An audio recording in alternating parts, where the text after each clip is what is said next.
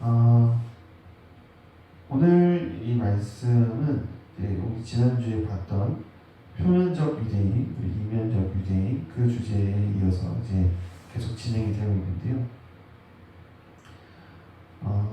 사람들이 유대인의 그 역사하신 하나님 그리고 예수 그리스도의 복음을 통해서 모든 이방인에게 임하신 하나님 이제 그것을 헷갈려하기 때문에 바울이 이제 정리를 하고 있습니다. 먼저 보시면 유대인의 나음이 무엇이며 할례의 유익이 무엇이냐. 범사에 많으니 우선 그들이 하나님의 말씀을 맡았음이니라. 네. 하나님의 말씀을 맡은 것이 유대인의 나음이다. 그렇게 이야기를 하고 있습니다. 그런데 좀 주목할 만한 말씀은 4절을 볼게요. 사람은 다 거짓되되 오직 하나님은 참되시다 할지어다 라고 하는 내용인데요. 우리가 창세기에서도 보았지만 이 지금 바울이 로마서를 작성할 때 잘 보면은 창세기에 대한 어떤 이해를 가지고 지금 작성을 했다는 것을 우리가 알 수가 있습니다. 사람은 다 거짓되지만 하나님은 참되시다. 근데 이제 5절부터 보면은 이제 바울이 가정법을 써서 이야기를 하고 있어요. 예를 들어서 얘기하는 겁니다. 우리 불의가, 우리의 죄가 하나님의 의를 드러나게 하면 무슨 말을 할까? 그러면은 인간이 죄를 지을 때 그것에 대해서 진노하시는 하나님이 과연 잘못되셨냐? 그럴 수 없다라는 겁니다. 그러면은 어떻게 하나님이 세상을 심판하시겠냐라는 겁니다. 7절에서 8절 보면 그러나 나의 거짓말로 하나님의 참되심이 더 풍성하여 그의 영광이 되었다면 어찌 내가 죄인처럼 심판을 받으리요. 그러니까 이게 지금 바울이 거짓말을 한다는 얘기가 아니고요. 그러니까 가정법을 가지고 예를 들어서 보여주는 겁니다. 내가 지금 거짓말을 했는데 내가 거짓말을 하는 것 같을 때 하나님의 참되심이 더 풍성하면 그것을 어찌 내가 심판을 받겠냐라는 겁니다. 조금 창세기의 주제랑 이어서 생각을 해보면 지금 이게 보셔서 아시겠지만 그 창세기 이야기를 바울이 전반적으로 다 이해해서 지금 보여주고 있지 않습니까? 거짓말을 여기서 말하는 거짓말 이런 겁니다. 야곱이 장자가 아니었잖아요. 장자가 아닌데 형 에서를 속여서 장자권을 받았습니다. 그래서 형 에서를 속여서 장자권을 받았는데 그렇기 때문에 그는 결국에는 아버지 이삭으로부터 축복을 받은 것이죠. 그러니까 분명히 야곱은 거짓말을 했지만 어쨌든 하나님은 약속을 이루시는 하나님이기 때문에 그 언약권을 가진 장자에게 하나님이 축복을 하신 겁니다. 마치 이런 겁니다. 우리는 야곱처럼 이방인이었죠. 이방인이고 하나님의 약속에 참여할 수가 없는 자들이었는데 우리가 예수 그리스도를 믿음으로 하나님의 자녀가 되었다는 사실을 마치 야곱이 거짓말을 한 것처럼 거짓말처럼 보이는 겁니다. 자, 예를 들면 우리는 분명히 죄를 짓고 있고 죄인인데 내가 예수 그리스도 안에서 하나님이 의롭게 여기셨다라고 믿으면 한번 우리가 일반적으로 생각하는 그 어떤 표면적인 윤리의식을 갖고 보면은 사실은 거짓말을 하는 거죠. 그렇지 않습니까? 엄밀한 의미에서 우리는 평생 어떻게 보면 죄인이에요. 어떻게 보면 평생 숨을 쉬면서 죄밖에 안 짓고 사는 겁니다. 그런데 내가 예수님을 믿음으로 인해서 의롭게 되었다. 하나님의 자녀가 되었다. 나는 더 이상 그리스도 안에 있으면 죄인이 아니다 라고 했을 때 일단 현실만 딱 놓고 보면은 거짓말 같은 것이죠. 그런데 복음이 놀라운 건 뭐냐면 이 거짓말 같은 이 복음이 사실인 것이 진리라는 것이 믿어질 때 하나님의 참되심이 더 풍성하게 드러나고 그의 영광이 나타난다는 겁니다. 그러면은 복음을 믿는 우리 그리고 혹은 복음을 전하는 바울 같은 사람이 어떻게 심판을 받겠냐라는 겁니다. 자, 그러면은 또 이런 질문이 항상 따라오는 거죠. 8절에 또는 그러면 선을 이루기 위하여 악을 행하지 않겠느냐.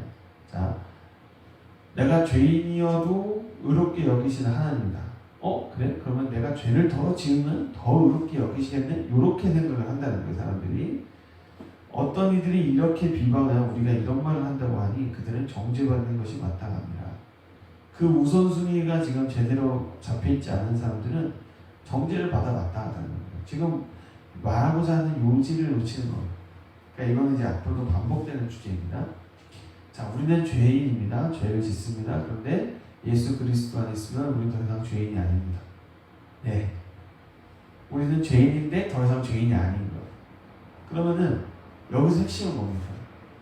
내가 거룩하지 않은데 하나님께서 거룩하게 여기셨기 때문에 거룩하지 않은 내 마음에 하나님의 거룩함이 임한다까지 가야 돼요. 근데 우리가 죄를 너무나 사랑하기 때문에 이런 이야기를 듣다 보면 그래? 죄를 지어도 은혜를 주시고 나를 이렇게 용서하신다고? 그럼 죄를 더 지어야 되겠구나. 이렇게 이제 자기 방식대로 해석을 해버린다는 거죠. 그 바울이 말하는 요지는 그게 아니라는 거예요. 예. 죄를 더 짓고 말고, 사실 이걸 조금 정리해서 이야기하면 우리가 은혜를 받았다는 거는 선택권이 회복이 되는 것과 같아요. 우리가 죄를 지을지 의를 행할지 우리가 선택할 수 있는 입장이 회복되는 겁니다. 그러니까 우리가 은혜를 받았다면 이게 무슨 로또 복권 맞은 것처럼 게임 끝, 축복 다 받았어, 자 이제 인생 폈어, 이런 뜻이 아니라는 겁니다. 그러니까 은혜를 받았다는 것은 자유를 회복했잖아요. 죄를 지을 수 있는 자유, 하나님의 뜻을 이룰 수 있는 자유, 우리가 그 자유를 회복했다라는 것. 예. 그것이 복음의 중요한 핵심입니다. 내가 하나님께 은혜를 받았다라는 것은 어떤 단순히 감정이 조금 풀어지고 이런 게 아니라 이제 내가 죄에서 해방이 되어서 근본적인 죄에서 해방이 되어서 내가 죄의 노예로 살았다가 이제는 죄를 더 지을지 하나님의 뜻을 이룰지를 선택할 수 있는 자유를 갖게 되었다라는 것이 은혜를 받았다는 것의 핵심이에요. 그러니까 우리가 어떤 의미에서는 이제 자주 넘어지고 힘들어하는 것은 어떤 의미에서는 은혜를 받고 나서입니다. 가령 어떤 분이 몸이 아파서 치유를 원합니다. 그래서 기도를 해서 하나님께서 은혜를 주셔서 치유가 됩니다. 그럼 그 치유된 육체를 갖고 뭘 하냐가 문제가 되는 거죠. 예. 뭐 돈에 문제가 있습니다. 돈 문제를 위해서 기도합니다. 돈 문제가 풀렸습니다. 그러면 문제는 그 돈 가지고 뭘 할 거냐는 거예요. 그렇지 않겠습니까? 그곳에서 우리가 이제 성화를 위한 싸움을 하게 됩니다. 성령의 열매를 맺기 위한 싸움이 그때부터 시작이 됩니다.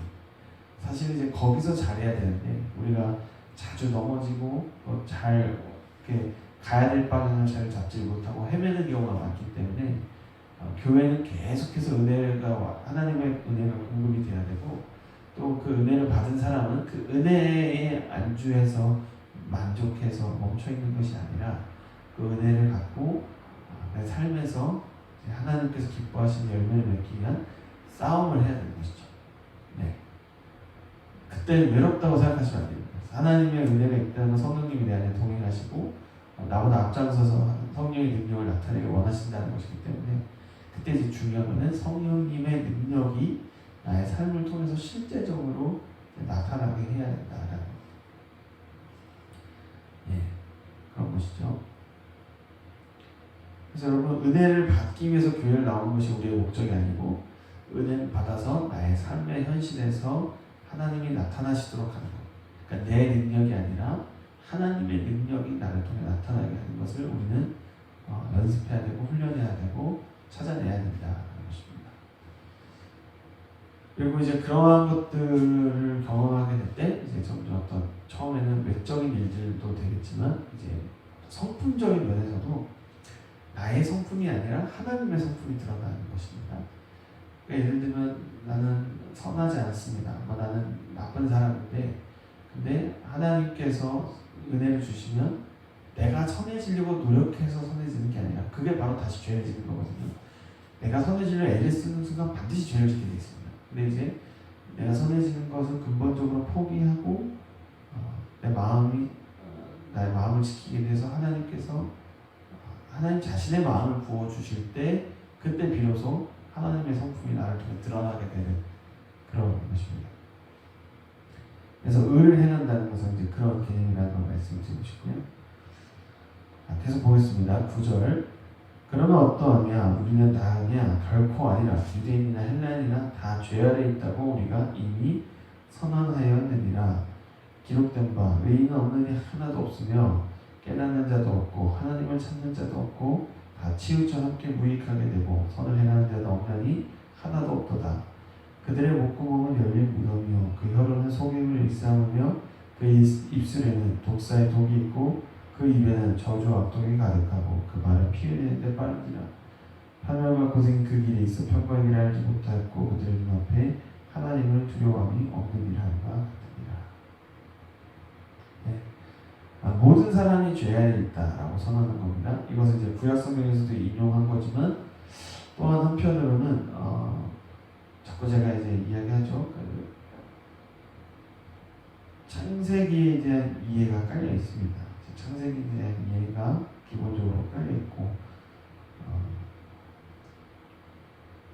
제가 그때 창세기 강의하면서 아브라함에 대해서 이야기 말씀드렸듯이 지금 바울도 그걸 알고 있는 겁니다.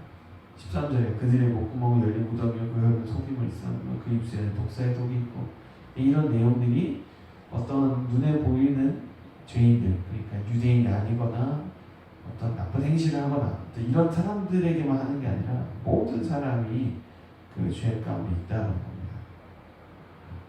이것이 우리가 이제 사실 교회에서 성경을 볼 때는 좀 쉽게 와닿지만 실제로 어떤 내 삶의 현장에서 이것을 적용할 때는 좀 혼란스러울 때가 있어요. 예를 들면 예수님을 안 믿어도 착한 사람들 되게 많거든요. 예수님을 안 믿어도 뭐랄까요? 선한 사람들, 질서를 잘 지키고 또 남에게 폐끼친 적 없고 이런 사람들 굉장히 많습니다. 오히려 조금 기독교회보다도 다른 종교나 일반 사회에 좀 더 정상적인, 소위 말하는 정상적인 사람들이 많죠.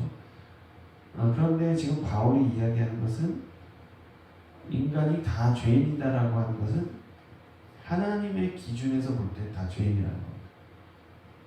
우리가 말하는 어떤 윤리 도덕적인 수준에서가 아니라 하나님이 볼 때 죄인인 겁니다.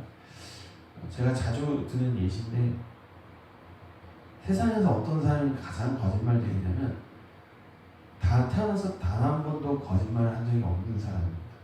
이해되시나요? 태어나서 단 한 번도 거짓말을 한 적이 없는 사람이 만약에 있다고 한다면 그 사람이 가장 제일 거짓말쟁이입니다. 왠지 아세요? 하나님의 말씀을 있는 그대로 말하는 존재가 아니라 어쨌든 자기가 말하는 거기 때문에 그건 거짓말인 거예요. 제가 예전에 어떤 분이랑 이제 신앙적인 교제를 하다가 이런저런 이야기를 제가 하다가 어느 순간 이상하다는 걸 느꼈어요. 왜냐하면 제가 이제 어떤 얘기를 하면 그분이 잘 들어주시고 다 이해를 해주셨는데 말하는 그 내용을 말하면서 제가 좀 이상하다고 느꼈던 거는 제가 말하는 게 앞뒤가 너무 딱딱 맞는 거예요. 근데 딱딱 맞는데 순간적으로 어떤 깨달음이 왔냐면 이게 가짜 아닌가? 약간 이런 생각이 딱 들더라고요. 이상하네. 그러니까 그 내용은 맞는 것처럼 보여요. 맞는 것처럼 보이는데 제가 이제 그분이랑 그걸 깊이, 신앙에 대해서 깊이 얘기를 하다 보니까 이제 여러 가지 이야기들 하다가 어느 순간 딱 눈이 살짝 열리다가 닫힌 게 뭐냐면 이거 가짜 아닌가? 라는 거.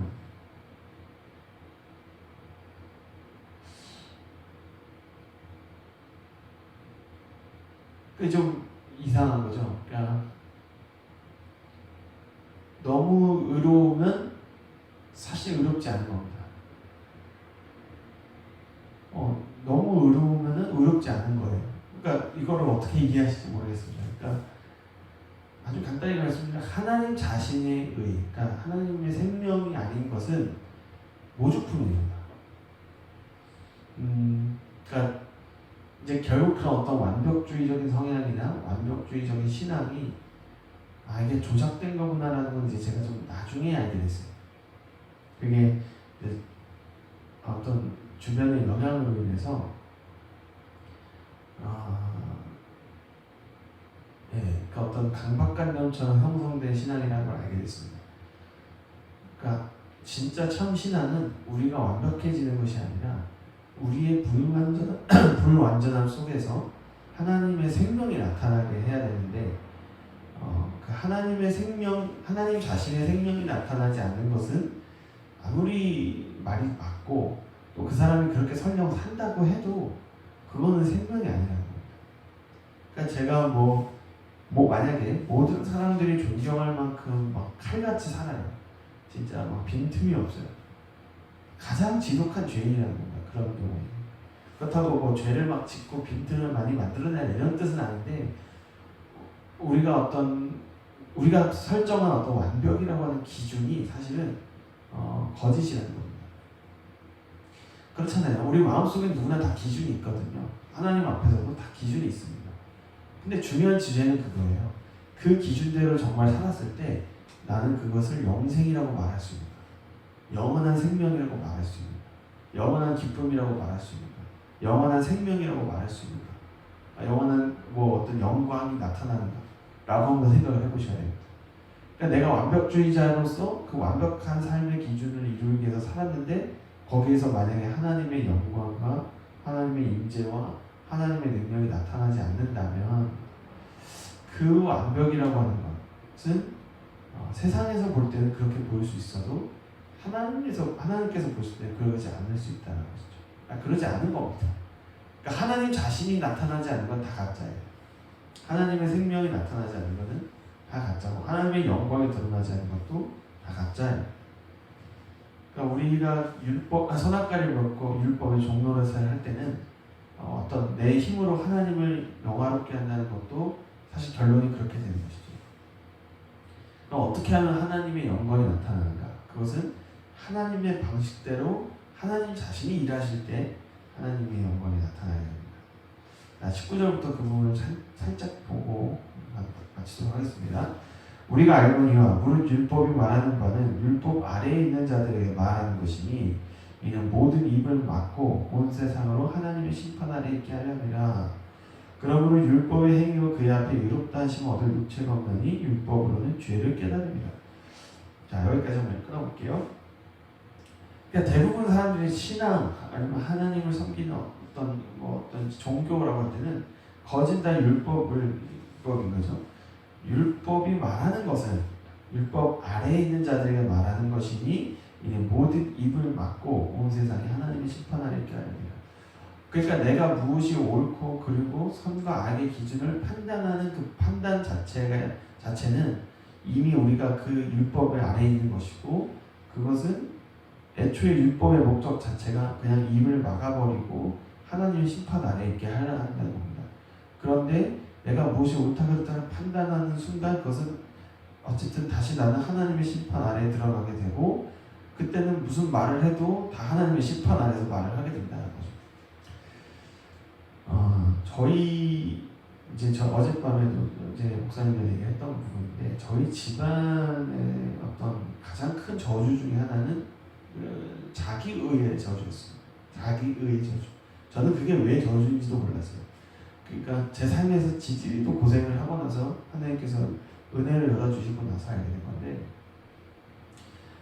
무엇이 옳다 그르다 그걸 내가 판단하고 그 판단으로 남을 정죄하고 특별히 권위자들을 정죄하고 내가 갖지 못한 걸 갖고 있는 사람들을 정죄하는 것. 그러니까 거기에 따른 어떤 합당한 이유나 어떤 나름의 논리들은 다 갖고 있지만 근본적으로 하나님 보실 때 여전히 자기의의 세계에서 무엇이 맞다 틀리나 저 사람 이렇다 저렇다를 판단하는 것. 그래서 내가 어떻게 표현하면 율법 아래서 내가 남들보다 남들을 지배하는 위치에 가려고 하는 어떤 그런 자기의의 성향이 하나님을 거스름으로 인해서 하나님의 통치와 하나님의 축복이 풍성하게 임하는 것을 막는 아주 지독한 죄성이 있다는 겁니다. 근데 그거는 그럴 수밖에 없어요. 왜냐하면 복음이 사람을 어떻게 자유하게 하고 인간의 영혼을 소생시키는지를 알지 못할 때는 사람은 당연히 어떤 하나님을 섬긴다고 생각하면 할수록 율법 아래에 속하게 되고 율법 아래에서의 삶을 살게 되는 것입니다. 근데 20절에 보듯이 율법의 행위는 하나님 앞에서 의롭다 여겨질 육체가 아무도 없다는 것을 깨닫기 위한 용도예요. 그러니까 우리가 선과 악의 기준을 갖고 현실을 본다는 건 뭐냐면 스스로 하나님 앞에서 의롭게 여겨질 사람은 이 지구상에 아무도 없다는 것을 깨닫는 용도라는 거죠. 근데 21절에 보면은 이제는 율법 외에 하나님의 한 의가 나타났으니 율법과 선지자들에게 증거를 받은 것이라 이렇게 나옵니다. 자, 중요한 겁니다. 율법 외에 나타난 하나님의 한 의가 나타났는데 그것은 율법과 선지자들에게 증거를 받았다는 겁니다.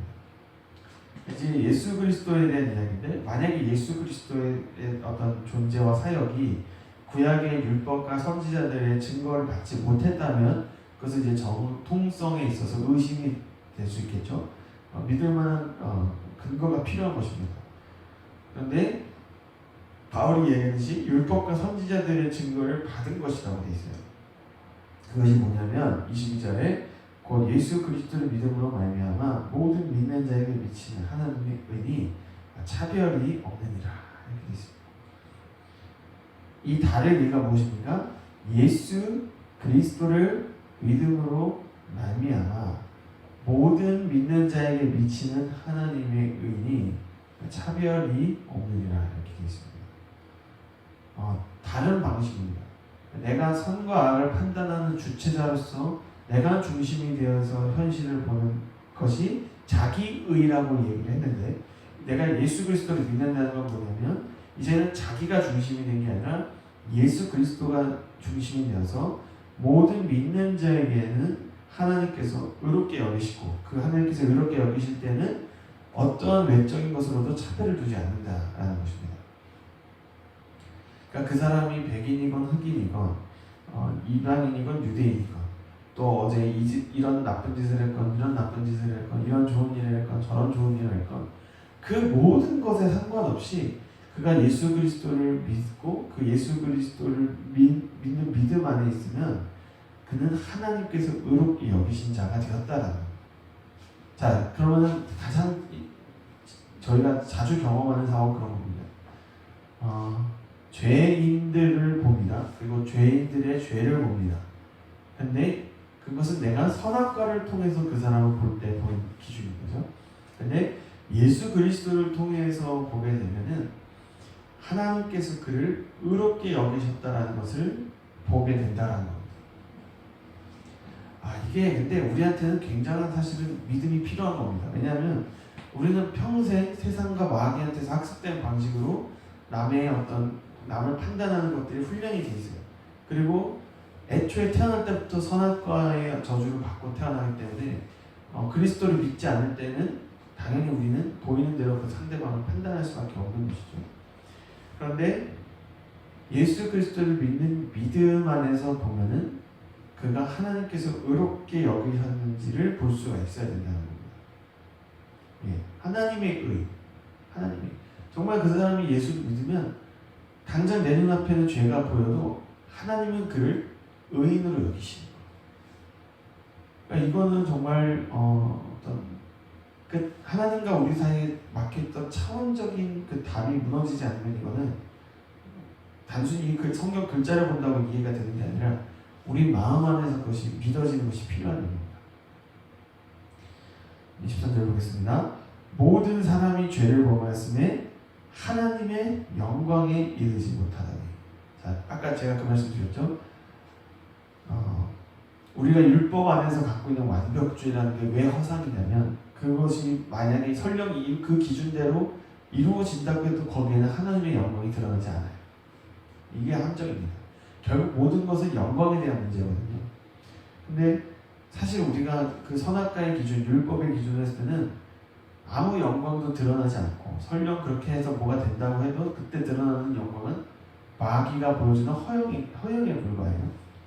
그런데 예수 그리스도 안에 있으면 나타나는 것은 뭐냐면 다른 게 아니라 하나님의 영광이다라는 것입니다. 하나님의 영광. 그래서 하나님의 영광에 이르길 원하는 사람은 반드시 이 죄와의 투쟁을 경험하게 됩니다. 영광 때문에 이 말로 설명할 수 없지만 우리 마음 깊은 곳에 하나님이 주시는 하나님의 영광에 대한 소원 때문에 우리는 이 죄와 피 흘리기까지 투쟁을 하게 되는데 근데 오늘 바울이 로마서에서 이야기하는 것은 그 하나님의 영광에 이르게 하는 길이 바로 예수 그리스도를 믿는 믿음이라는 것입니다. 24절에 그리스도 예수 안에 있는 성령으로 말미암아 하나님의 은혜로 값없이 의롭다 하심을 얻은 자 되느니라. 그리스도 예수 안에 있는 성령으로 말미암아 하나님의 은혜로 값없이 의롭다 하심을 얻은 자 되느니라. 네. 그러니까 예수 그리스도께서 우리의 모든 죄를 다 감당하시고 우리가 율법의 교문에 매이겠던 모든 어떻게 표현하면 마귀와 맺은 죄의 계약서들을 파괴함으로 인해서 하나님의 은혜로 값없이 의롭다 하심 얻은 자 되었습니다. 그러니까 우리가 이것을 믿지 못하면 어떤 일이 생기냐면 내가 값을 지불해서 의롭다 여김을 받으려고 애를 쓰게 되는 거예요. 그때 예수님을 내가 정말 믿게 되면 하나님께서 나를 값없이 의롭다 여기셨다는 것을 믿게 해야 됩니다. 자, 그러면 자랑을 할 수가 없죠. 왜냐하면 내가 내 공로로 스스로 의로워졌다면 당연히 자랑을 하겠죠. 내 육체 행위를 자랑하겠죠. 근데 예수님을 믿음으로 내가 값없이 의롭게 여기셨다는 사실을 믿는 사람은 절대 자랑이 되지 않습니다. 그 하나님께서 나를 의롭게 여기신 것이 어떤 속성을 가진 것이 체험하게 되면 우리는 절대로 자랑할 수가 없습니다. 왜냐하면 내가 한 게 아니기 때문에 그렇습니다. 이 예수를 하나님이 그의 피로써 믿음으로 말미암는 화목제물로 세우셨으니 이는 하나님께서 길이 참으시는 중에 전에 지은 죄를 간구하심으로 자기의 의로우심을 나타내려 하시니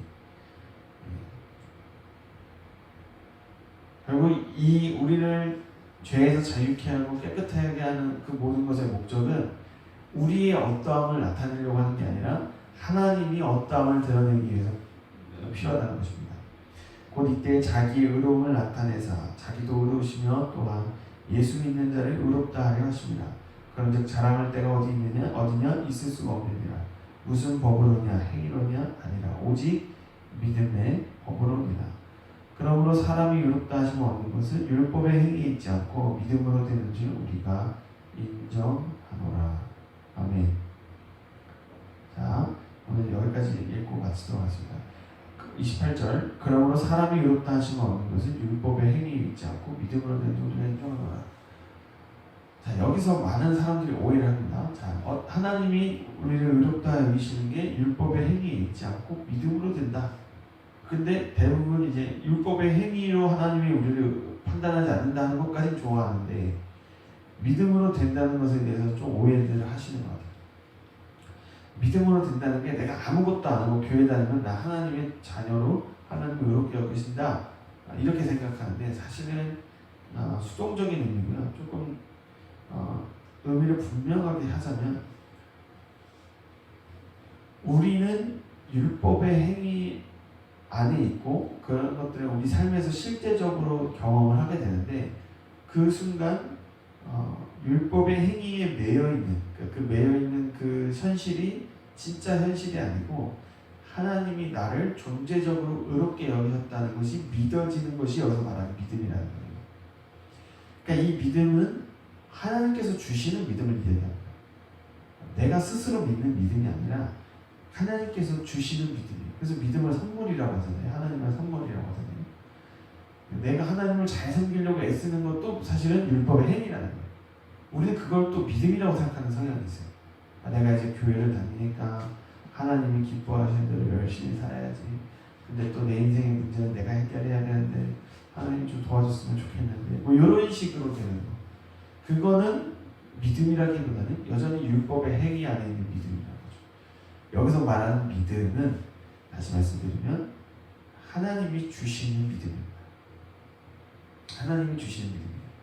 그래서 어떤 현실이 있습니다. 어떤 문제가 있습니다. 그거를 내가 주인이 돼서 그 문제를 해결하려고 하고 그 문제를 풀어내려고 애쓰던 삶에서 이제는 예수님이 중심이 되어서 그 문제를 해결하시고 문제를 풀어가신 주체가 내 안에 계신 예수 그리스도 그분의 주되심으로써 그 문제들을 해결하게 되는 거예요. 이제 그것이 이제 믿음이라는 것입니다. 그럼 좀 정리를 해서 기도를 하기를 바랍니다.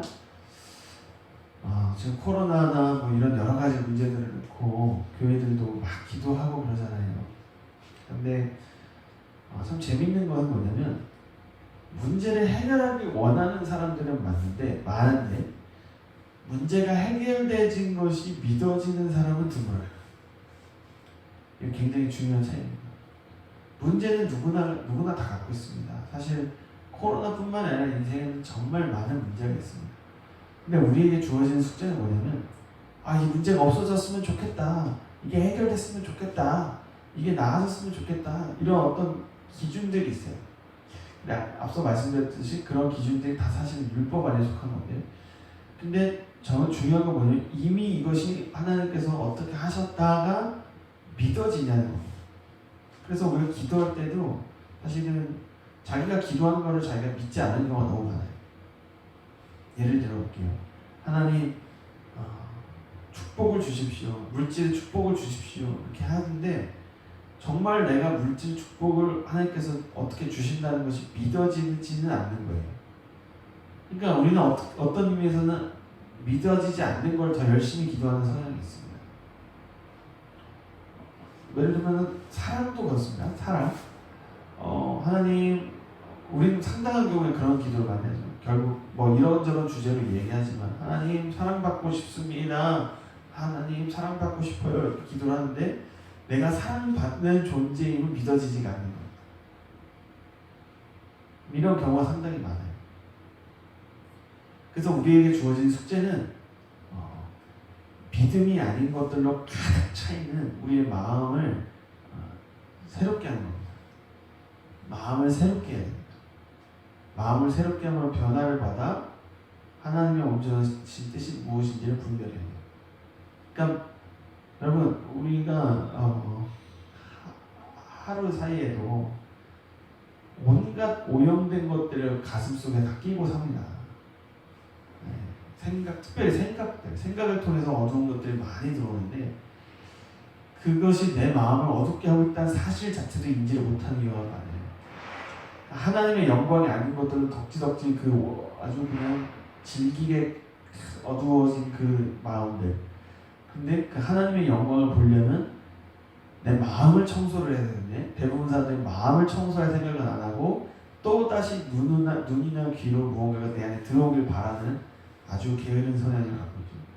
근데 중요한 것은 우리 마음을 청소할 때 결국 어디까지 가야 되냐면 믿음의 눈으로 새로운 현실을 보는 데까지 우리가 나아가야 됩니다.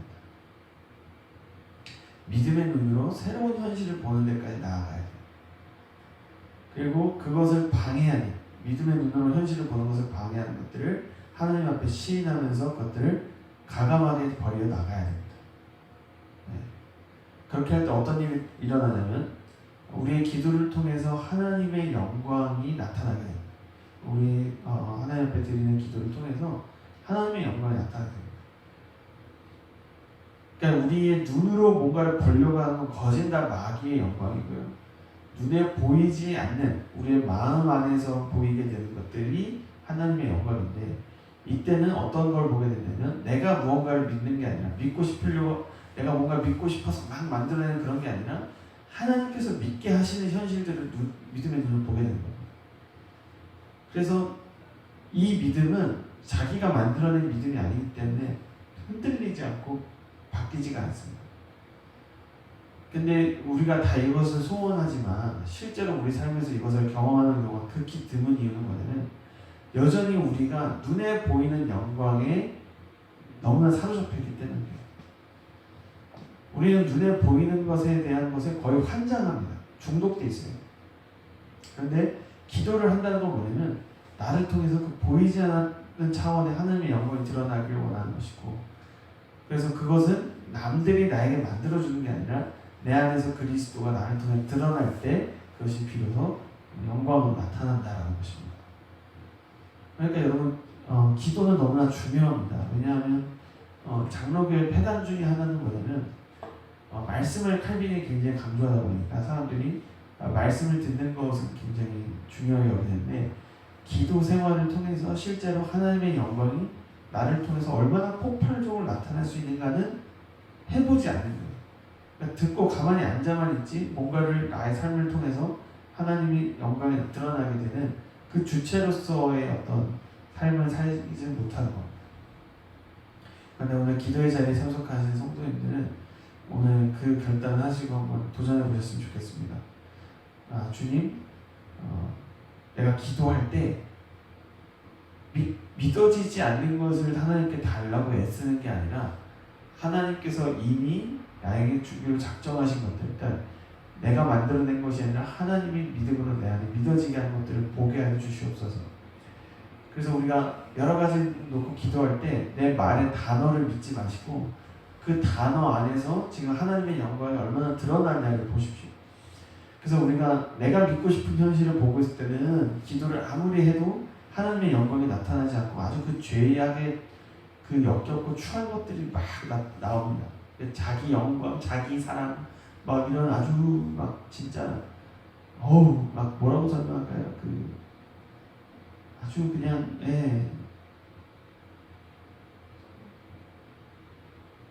좀 뭐라고 해야 될까요? 너무 안타까운 것들이 나와요.